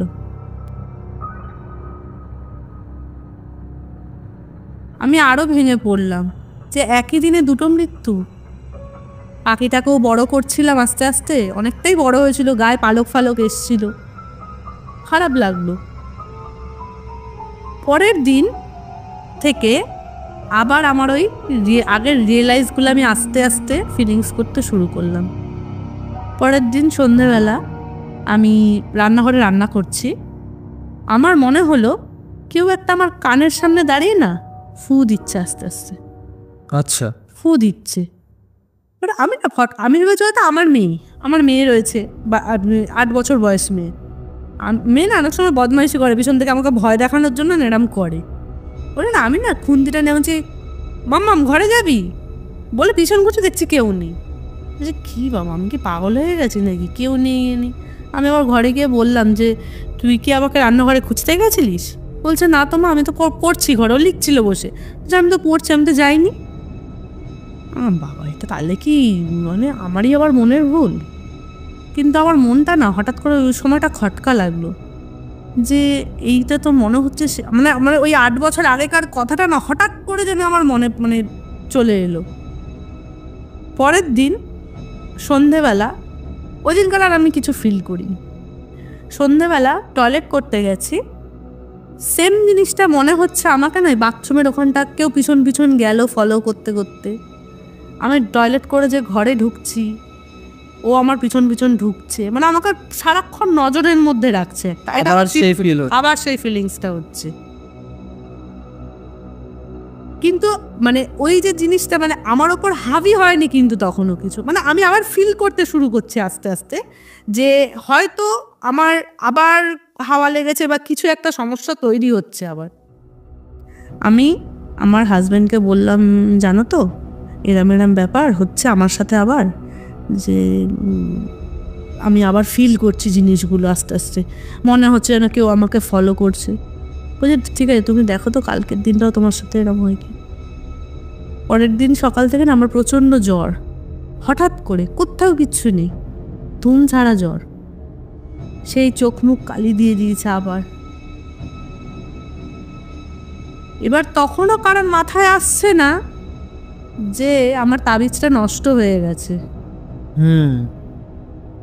ওটা এমনই একটা এন্টিটি, কি বলবো আমি জানি না, মানে সে আমার বাড়ি ছেড়ে তখনও যায়নি, ও হয়তো আমারই অপেক্ষায় ছিল যে আমি কবে ওইটা থেকে মুক্ত হব, কবে তোমার তাবিজটা নষ্ট হবে আর কবে ও আবার নিজের খেলটা দেখাবে। আর নিজের খেলটা দেখে এবারে হয়তো সে আর টাইমই দেবে না এত কিছু করার জন্যে। আর এত বছর যেহেতু কেটে গেছে, স্যারের সাথেও মানে আমার হাজব্যান্ডের যোগাযোগ নেই, বহু বছর যেহেতু কেটে গেছে। তো এবারে আমার হাজব্যান্ড ভাবছে যে আমি কি করব, কার কাছে নিয়ে যাব ওকে। এবারে স্যারের সাথেও তো আমার যোগাযোগ নেই সেরকম। আমার হাজব্যান্ড বলে ঠিক আছে তুমি আজকে ডাক্তারটা দেখাই নিয়ে গিয়ে আগে ওকে, তারপর আমি দেখছি, খোঁজ খবর নেই কি করা যায় ওকে দেখি বলে একজনের থেকে খবর পেয়েছে। বারুইপুরের ওখানে কেউ একজন থাকে যিনি এইসব নিয়ে কাজ করেন। আচ্ছা। সন্ধ্যেবেলা ওই দিনকার আমাকে পরের দিন নিয়ে যাওয়া হয়। নিয়ে গিয়ে ওই দিনকার এবার একটা ঘটনা ঘটে, মানে আমাকে যার বাড়িতে নিয়ে যাওয়া হয়েছিল মানে উনি দেখেন হচ্ছে ভেতরের ঘরে। আচ্ছা। আর বাইরে না একটা ওয়েটিং রুম মতো রয়েছে, ওই ওয়েটিং রুমটা জায়গাটা না পুরো একটা গ্রামাঞ্চল, মানে একদম আলো নেই বললেই চলে, মানে এতটাই গ্রাম্য পরিবেশ ওখানে। বারুইপুরের ওখানে ভেতর দিকে, মানে স্ট্রিট লাইট নেই ওখানে কোনো, এতটাই ঘুটঘুটে অন্ধকার। পুকুর পাড়ের পাশে ওনার বাড়ি। আর মানে ওই ওয়েটিং রুমটাতে আমাদেরকে বসতে বলেছেন যে বসো আমি আসছি একটু। বসে রয়েছি, আমার কি জানি কেন মনে হচ্ছিল ওই ভেতরের ঘরে আমি মানে উকে ঝুঁকে মেরে দেখছি যে কি আছে না আছে, একটা না ছুরি পড়েছিল। আমি জানি না হঠাৎ করে কেন আমার ফিল হচ্ছিল তখন ওই ছুরিটা নিয়ে আমি আমার হাজব্যান্ড মানে পেটের ভেতর ঢুকিয়ে দিই। রাগ হচ্ছিল আমার ভেতর থেকে, হঠাৎ করে কেন হচ্ছে আমি নিজেও বুঝতে পারছি না।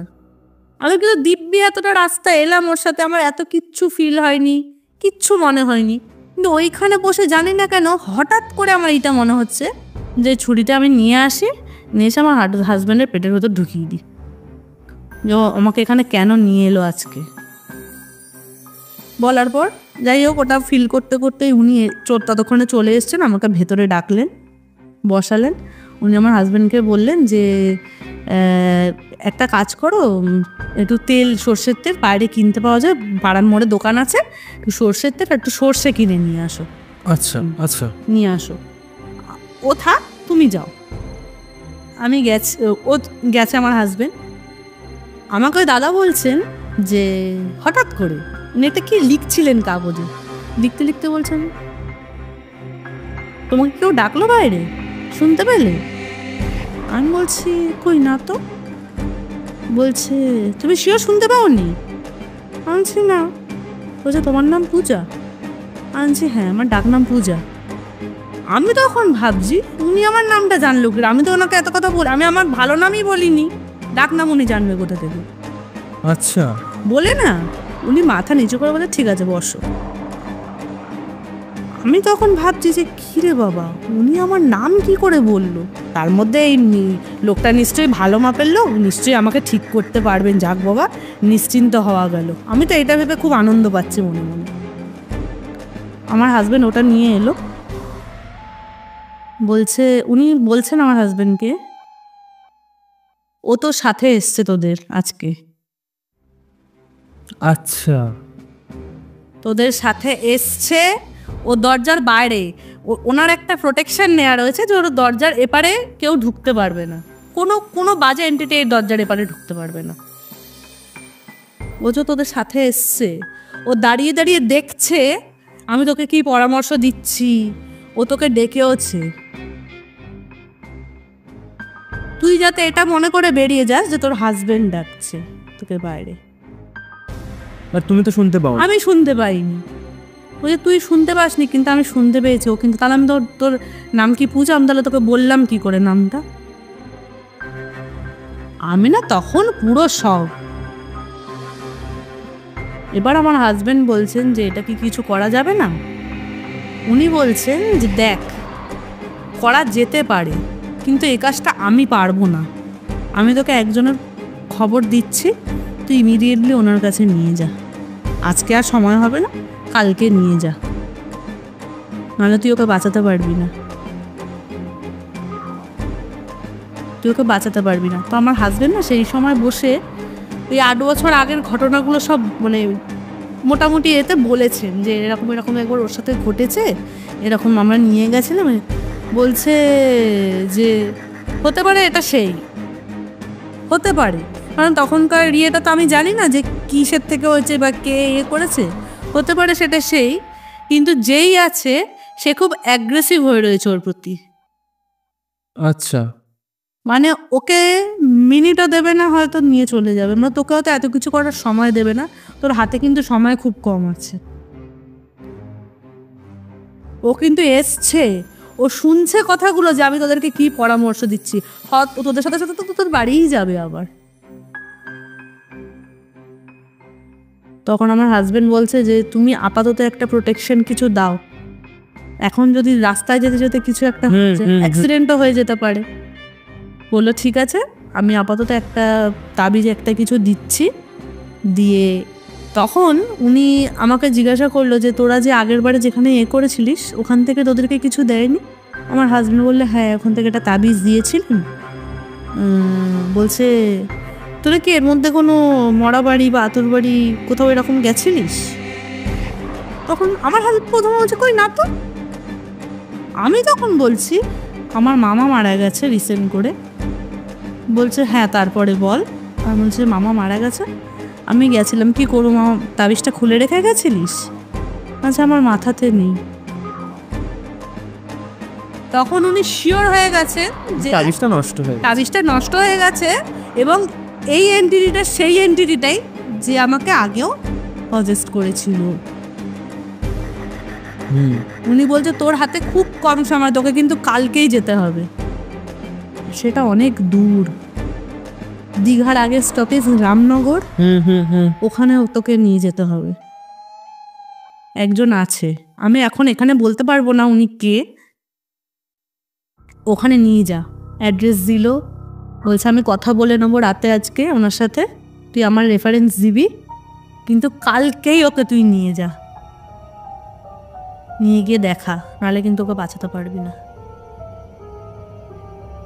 বলছে দেখ আমি এখন ওকে ওর মধ্যে মানে আনতে পারি, ওর শরীরের মধ্যে এন্টিটিটাকে আনতে পারি, এনে এই এন্টিটিটা এতটাই মানে আমার মনে হচ্ছে যে এটা খুব শক্তিশালী এন্টিটি, একে আমি নাও ফেরত পাঠাতে পারি, তোর ওয়াইফের কিছু হয়ে যেতে পারে, সেই দায় তো আমি নেব না।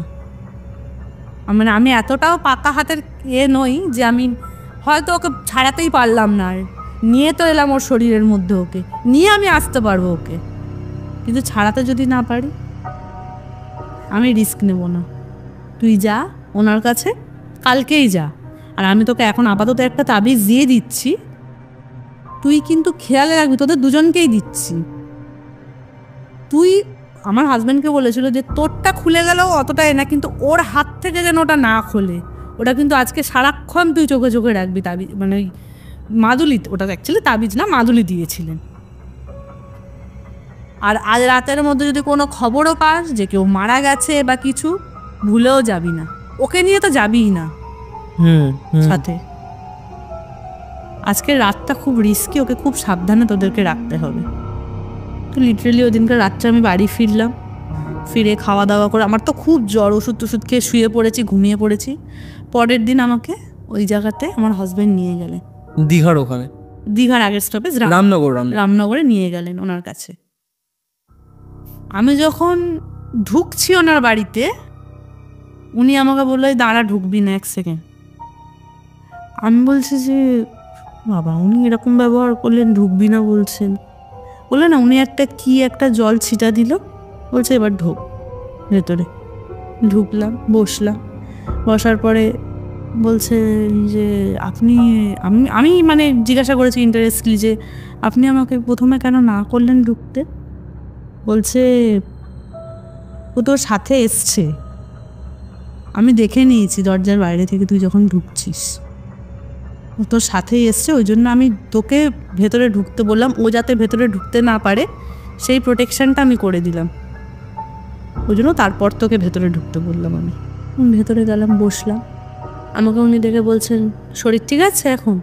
আমি একটু বেটার ফিল করছি, ওষুধ খেয়ে এসছি, জ্বরটা এখন নেই আপাতত।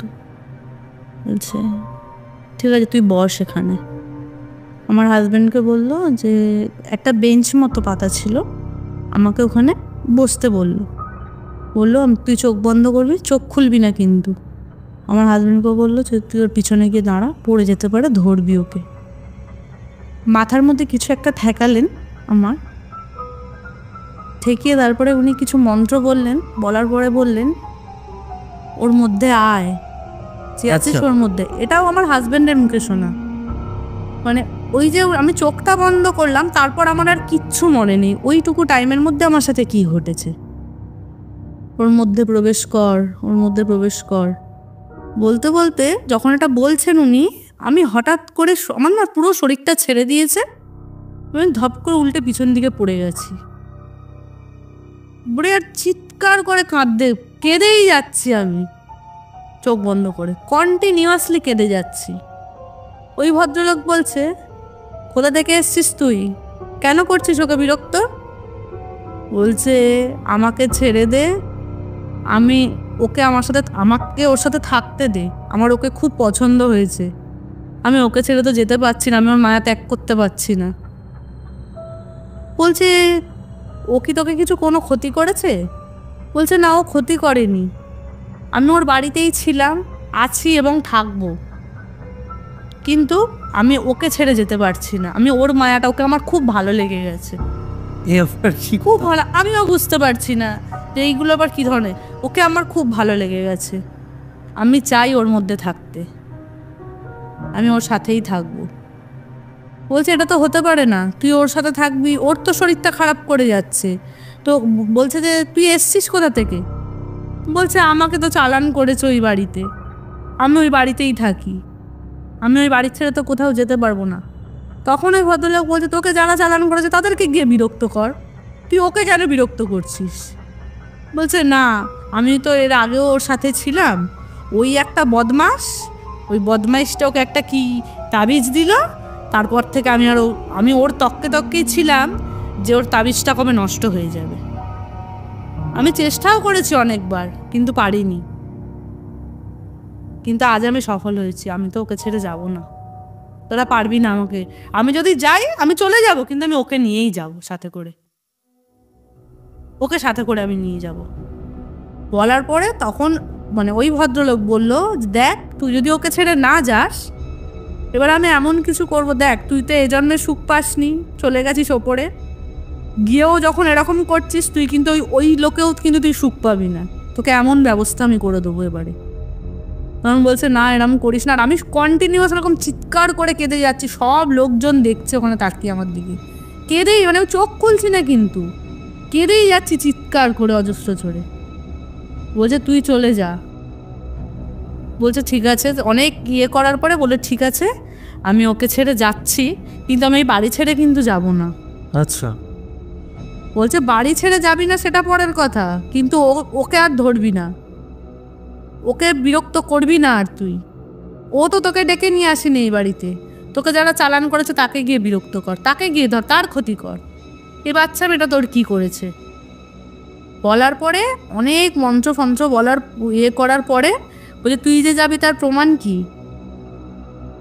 বলছে আমাকে আবার কি প্রমাণ দিতে হবে? আমি তো বলছি আমি চলে যাব, কিন্তু আমি এই বাড়ি ছেড়ে যাব না, ওই বাড়িতেই আমি থাকবো। বলছে আমি ওখানে একটা ঘট মতো ছিল, ছোট ঘট রাখছি, যাওয়ার সময় ঘরটা উল্টে দিয়ে যাবি, আর কিন্তু ওকে ধরবি না তুই, কথা দে আমার। বলছে ঠিক আছে আমি এখন চলে যাচ্ছি, কিন্তু তো আমি এই কথাটাও দিয়ে যাচ্ছি যে আমি কিন্তু ওই বাড়ি ছেড়ে যাব না। ওই কন্টিনিউয়াস ওই এক কথা বলছি মানে আমি নিজের মধ্যেই বলছি যে আমি কিন্তু ওই বাড়ি ছেড়ে কিন্তু আমি যাব না, ওকে আমি এখন ছেড়ে চলে যাচ্ছি, কিন্তু আমি ওই বাড়ি ছেড়ে যাব না। বলার পরে আবার সব কিছু আস্তে আস্তে নর্মাল হলো। উনি কোনো প্রোটেকশন দিয়েছিলেন তোমাকে? হ্যাঁ, ওনার প্রোটেকশনটা এখনও আমার কাছে রয়েছেন। এটাকে আর নষ্ট করো না। সেটাই, এটাকে নিয়ে খুব মানে উনি বলেছেন যে এটাকে একদম দেখে রাখবি, যেন কোনো মতে কোনো সময় যেন খুলে না যায় এটা হাত থেকে, কোনো যেন। আমি জানি না, তুমি একবার তো জিজ্ঞেস করে নেবে। আমি তোমাকে একটা সাজেশন দিতে পারি, যদি তোমাকে এরকম কোনো প্রোটেকশন দিয়ে থাকে তাহলে সেটা না তুমি সোনায় তৈরি করে নেবে, সোনা দিয়ে। কারণ সোনা এমন একটা ধাতু যার কোনো দোষ লাগে না। আচ্ছা, তুমি শ্মশানে যাও, তুমি হসপিটালে যাও, তুমি আতুর বাড়ি যাও, পুরো চলেও গেলে মানে সেটা কোনো দোষ লাগে না, যেটা রূপোর ক্ষেত্রে কিন্তু হয়।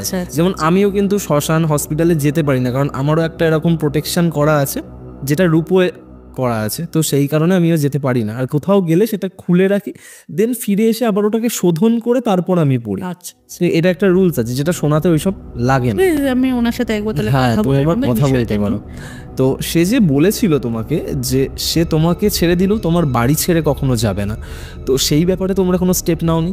সেই ব্যাপারে স্টেপ নিইনি বলতে আমার ঘর বন্ধন করা হয়েছে। আচ্ছা, মানে ও ওই মানে যাই থাকুক বাইরে, আমার ঘরের ভেতরে আর সেটা প্রবেশ করতে পারবে না। কিন্তু কি জানো তো, এরকম কোনো নেগেটিভ এনার্জি বা এন্টিটি এরা যখন আমাদের বাড়িতে বা আমাদের বাস্তুতে বাসস্থান করা শুরু করে দেয় না, বা বাস করা শুরু করে দেয়, তখন সমস্যাটা এটাই দেখা যায় যে অসুস্থতা, ফাইন্যান্সিয়াল প্রবলেম, ঠিক আছে, ইনস্টেবিলিটি, অনেক কিছু সমস্যা কিন্তু তোমার পরিবারে হয়েছে। এটা আমার সাথে হয়েছে, এটাই আমি বলতে চাইছি। তো সেইটা করার পরে এখন একটু আস্তে আস্তে আবার স্টেবল হয়েছে। না, চেষ্টা করো যে হওয়ার পরে, কিন্তু আমি আর আমার হাজবেন্ড এখন সত্যি এই মুহূর্তে আমরা চেষ্টা করছি একটা ফ্ল্যাট নিয়ে কোথাও শিফট হয়ে যাওয়া। হ্যাঁ, কারণ এখানে তোমরা শিফট হয়ে গেলেও হয়তো তোমাদের যারা গুরুজনরা রয়েছে বাড়িতে, ধরো তোমার শ্বশুর শাশুড়ি বা অন্যান্য না যারাই থাকবে, এটা সবাই মিলে আমার মনে হয় একবার জিনিসটাকে পুরো গোড়া থেকে উৎখাত করে ফেলাটা বেটার। না হলে শুধু হয়তো তোমরা নিজেদেরকে প্রোটেকশন দিচ্ছ, বাট কোথাও না কোথাও গিয়ে কিন্তু আদার্স অনেক প্রবলেম, মানে হেলথ ইস্যুস থাকবেই, ফাইন্যান্সিয়াল ইনস্টেবিলিটি চলে আসবে, ক্যারিয়ার গ্রোথ হবে না। তোমার বাচ্চা মেয়েও আছে, সেও বিভিন্ন রকমভাবে এফেক্টেড হতে পারে। কারণ যেই বাড়িতে এরকম প্রেত চালান করা হয় বা প্রেতের বসবাস থাকে, সেই বাড়িতে কোনো কিছু স্বাভাবিক কিন্তু থাকে না। এই যে তোমরা যে পুজো আচ্ছাও করো, সেই স্পিরিচুয়াল পজিটিভ এনার্জিও কিন্তু থাকবে না। ঠিক আছে, কারণ তুমি একটা জিনিস দেখবে, একটা ভালো টমেটোর কারণে কিন্তু 10টা পচা টমেটো কখনো ভালো হয় না, কিন্তু একটা পচা টমেটোর কারণে ভালো টমেটোর বস্তা পুরো পচে যায়। তো তুমি যদি এটা ভাবো যে আমার ঘরে তো ঠাকুর রয়েছে, সে একটা বিশাল হাই এনার্জি, ঠিক আছে। প্রেত পিশাচরা কিন্তু সংখ্যায় অনেক, এরা তো যেখানে সেখানে ঘুরে বেড়াতে পারে, ঠিক আছে। এরকম তোমার যদি ঘরটা এরকম প্রেত পিশাচ এদের কারণে এমন একটা অবস্থায় পরিণত হলো যে সেখানে পজিটিভ এনার্জি আর থাকতেই চাইবে না, তাই না? তার আশীর্বাদটা হয়তো আমরা হয়তো ঠাকুরকে পুজো দিচ্ছি, ভাবছি যে হয়তো ওনার প্রেসাইজ রয়েছে, কিন্তু সেটা তো কোনো কাজ করছে। হ্যাঁ, তোমার ঘরের মধ্যেই যদি কোনো পজিটিভ ভাইব্রেশন না থাকে, তাহলে সেক্ষেত্রে পজিটিভ এনার্জি তোমার ঘরে আসবে কোথা থেকে? পুরো ঘরটাই নেগেটিভ হয়ে যাচ্ছে, ঘরে রোগ জ্বালা, অসুস্থতা বাড়ছে, ফাইন্যান্সিয়াল ইনস্টেবিলিটি বাড়বে। তো এই কারণেই বললাম একবার দেখো, কারণ যদি সে এরকম মানে গো ধরে থাকে যে সে তোমার বাড়ি ছেড়ে কোনোভাবে যাবে না, তাহলে ইন ফিউচার কি হবে, আবার যদি কোনো কারণে তোমার তাবিজটা কোনোভাবে স্পয়েল হয়, সে আবার তোমাকে ধরবে যতদিন সে তোমার বাড়িতে, কারণ তার নজরটা তো সবসময় তোমার উপর রয়েছে, আমার উপর রয়েছে, তাই না? আর তোমাকে তো একটা জিনিস বলি, মানে আমাদের পাড়ায় না মানে বেশিরভাগ সুইসাইড কেস। আমাদের পাড়াটা এরকমই। আমি মানে এর আগেও একবার ভেবেছি, আমার হাজবেন্ড মানে যে ব্যবসার সাথে যুক্ত, আমি ওইটার জন্য না অ্যাকচুয়ালি বাড়িটা চেঞ্জ করতে পারছি না। আমার বাড়ির সামনে মানে আমার হাজব্যান্ডের সার্ভিস মানে কার ওয়াশিং সার্ভিস রয়েছে, ওকে সার্ভিস সেন্টার, ওটা আমার বাড়ির কাছে। ওই জন্য না আমি বাড়িটাকে কোনোভাবে চেঞ্জ করতে পারছি না। আমাদের পাড়াটা প্রচন্ড বাজে, মানে আমার এরকম অনেক সময় বাইরে থেকে হাওয়া লেগেছে, মানে প্রায় প্রত্যেক সপ্তাহে একবার করে আমার মেয়েকে ঝাড়াতেও নিয়ে যেতে হয়। তুমি যে বললে না তোমাদের গৃহবন্ধন করে রেখেছো, সমস্যাটা কি হবে জানো তো? ও তোমার বাড়ির মধ্যে রয়েছে, তুমি গৃহবন্ধন করেছো, ও তোমার বাড়ির ভেতর আটকা পড়ে যাবে, ও বাড়ির বাইরে আর বেরোতে পারবে না। এটা একটা নর্মাল ম্যাথামেটিক্যাল ক্যালকুলেশন। মানে তোমাকে যদি আমি বাড়ির ভেতর রেখে বাইরে থেকে তালা মেরে দিই, তুমি তো বাড়ির বাইরে বেরোতে পারছো না। এবার তোমাকে যদি বাড়ির বাইরে বের করে দিই, আমি বাড়িতে তালা মেরে দিই, তাহলে তুমি বাড়ির ভেতরে আর ঢুকতে পারছো না। তো কোনটা করা বেটার? অবশ্যই আগে তোমাকে বের করে দিই। তো এই জিনিসগুলো একটুখানি দেখে নিও, কারণ নাহলে যতদিন তোমরা ওই বাড়িতে রয়েছো ততদিন কিছু না কিছু প্রবলেম কিন্তু তোমরা ফেস করতে থাকবে। যেমন তুমি আমাকে বললে যে তুমি যখন আমায় ঘটনাটা বললে কিছুদিন আগে ফোনে ওভার দ্য কলে, যখন তুমি আমায় ঘটনাটা বলেছিলে, তারপরেই তোমার শরীর আবার খারাপ করতে শুরু করেছে। এই ঘটনাটা আমি দেখেছি, এটা আমি যতবার কারোর সাথে শেয়ার করেছি আমার শরীরটা একটু ডিটোরিয়েট করেছে তারপরে। তো কোথাও না কোথাও হয়তো সেই এনার্জি বা যেই আছে সে হয়তো চাইছে না, তো এই তার চাওয়া না চাওয়ার উপর ইনফ্লুয়েন্সটা তোমার ওপর কাজ করছে। তুমি কি করবে না করবে সেটা অন্য একটা এনার্জির ইনফ্লুয়েন্সের ওপর ডিপেন্ড করছে। তো এটা কিন্তু একটা ম্যানিপুলেশন কাজ করছে। তো তুমি কিন্তু তোমার নিজের 200% দিয়ে কিছু করতে পারছো না। তুমি প্রোটেকশনে আছো, সেই কারণে হয়তো তোমার সেই হাভিটা হচ্ছে না, কিন্তু একটা ম্যানিপুলেশন কিন্তু তোমার ওপর কাজ করছে। ঠিক আছে, তো সেই কারণেই আমি বললাম, আমি পুরো ঘটনাটা শুনে এই ব্যাপারগুলো অবজার্ভ করছিলাম, তো সেই কারণে আমি তোমাকে বলছি যে একটু দেখো যাতে বাড়ি থেকে জিনিসটাকে পুরোপুরি বের করে দেওয়া যায়। আচ্ছা আচ্ছা, তাহলে হয়তো তোমাদের, আমি আরো বেশি বলছি তার কারণ তুমি প্রোটেক্টেড, তোমার মেয়ে কিন্তু প্রোটেক্টেড নয়। হ্যাঁ, ও তোমার উপর রাগ করে তার ক্ষতি করতেই পারে, বা তোমার হাজবেন্ডের ক্ষতি করতেই পারে, তাই না? তো সেদিক থেকে একটু দেখে অবশ্যই এই ব্যাপারে একটা ব্যবস্থা তোমাদের নেওয়া উচিত। এনিওয়েজ, কঙ্কনাদি মারাত্মক একটা ঘটনা শুনলাম, বিশ্বাস করো আজ অনেক দিন পর। হয়তো তোমার মনে হবে যে আমার এই প্রবলেমের ঘটনা শুনে অরিত্র এতটা এরকমভাবে বলছে ভীষণ ভালো একটা ঘটনা, একদমই সেটা নয়। মানে তোমার পয়েন্ট অফ ভিউ বা তোমার পার্সপেক্টিভ থেকে দেখলে ঘটনাটা ভীষণ ডেডলিয়েস্ট আর ক্রিপিয়েস্ট একটা ঘটনা। বাট আমি তো ঘটনার অ্যাসপেক্টে শুনছিলাম তোমার এই ঘটনাটা, তো অনেক দিন পর এরকম একটা ঘটনা শুনলাম যেটা আমার বসে বসে লিটারেলি গায়ে কাঁটা দিচ্ছিল। অনেক ঘটনা শুনি আমি, সেদিক থেকে দেখতে গেলে আজকে তোমার ঘটনাটা আমাকে বেশ নাড়িয়ে দিয়েছে। থ্যাংক ইউ সো মাচ গল্পওয়ালাতে এসে তোমার নিজের লাইফের এক্সপিরিয়েন্স তুমি এরকমভাবে শেয়ার করলে। আর আমার মনে হয় এটা তোমার প্রথম কোনো পডকাস্টে গিয়ে একদম এটা আমার প্রথম। আমার ভীষণ ভালো লাগলো এই কারণেই যে প্রথমবার এসে তুমি এত গুছিয়ে সুন্দর করে তোমার ঘটনাটা তুমি শেয়ার করেছো। তুমি আমাকে একটা কথা বলো যে গল্পওয়ালাতে প্রথমবারের জন্য এসছো, গল্পওয়ালার এতজন শ্রোতার সামনে নিজের জীবনের এক্সপিরিয়েন্স তুমি শেয়ার করলে, তোমার কেমন লাগলো? আমার তো খুব ভালোই লাগলো। মানে সত্যি বলবো, আমি এই ঘটনাটা মানে আমি লোককে শেয়ার করতে বরাবরই আমি ভালোবাসি, যে আমার জীবনে একটা এরকম মেমোরেবল, আমি বলছি না আমার যতদিন নিঃশ্বাস চলবে আমি এই দিনগুলো কখনো ভুলবো না। স্বাভাবিক, মানে যখন এরকম একটা মানে এখনো আমি একটু ভয় থাকি বাড়িতে, বলতে গেলে ভয় থাকি যে মানে আবার কোনো কিছু ঘটবে না তো, এই একটা ভয় এখন লিটারেলি আমার মনের মধ্যে চলে এসছে। জানি না, এক্ষুনি লাইটটা ফ্ল্যাশ করলো একবার হয়তো, ঠিক আছে, আমি বুঝতে পারলাম না কি কারণে করলো। যাই হোক, thank you so much. In ফিউচারে যদি আবার কখনো এরকম কোনো কিছু ঘটে নিশ্চয়ই অবশ্যই জানিও। একদম ঠিক আছে, আমি কন্টেন্টের জন্য না, যদি কখনো কোনো রকম হেল্প লাগে, ঠিক আছে, তুমি অবশ্যই আগে রামনগরে একবার গিয়ে কন্ট্যাক্ট করবে। যদি সেদিক থেকে কোনো হেল্প না পাও আমার সাথে কন্ট্যাক্ট করো, আমি ডেফিনেটলি চেষ্টা করবো আমার চেনা পরিচিত যদি কেউ থেকে থাকে আমি তোমার সাথে সেই ব্যাপারে গাইড করার জন্য। আর যেটা বললাম যে নিজের বাড়িটাকে আগে প্রোটেক্ট করো, নিজের ফ্যামিলিকে আগে প্রোটেক্ট করো, নিজেকে প্রোটেক্ট করো। তার জন্য যদি তোমাদের মনে হয় যে তোমরা সেই বাড়ি থেকে বেরিয়ে যাওয়াটা দরকার শুধুমাত্র বিজনেসের অ্যাসপেক্টে, তোমরা অন্য জায়গায় থেকেও কিন্তু বিজনেসটা রান করতে পারবে। বাট তোমাদেরই যদি শরীর খারাপ হয়ে যায়, তোমাদেরই যদি ফাইন্যান্সিয়াল ইনস্টেবিলিটি চলে আসে, সেদিক থেকে দাঁড়িয়ে কিন্তু বিজনেস রান করার মতন কেউ থাকবে না। তো আগে নিজেদেরকে সুস্থ রাখাটা ভীষণভাবে দরকার। আমি প্রে করবো যেন তোমাদের এই প্রবলেমটা যত তাড়াতাড়ি সম্ভব যেন কেটে যায়। খুব ভালো থেকো কঙ্কনাদি, অনেক ভালো লাগলো, ভীষণ ভালো লেগেছে আজকে তোমার সাথে বসে।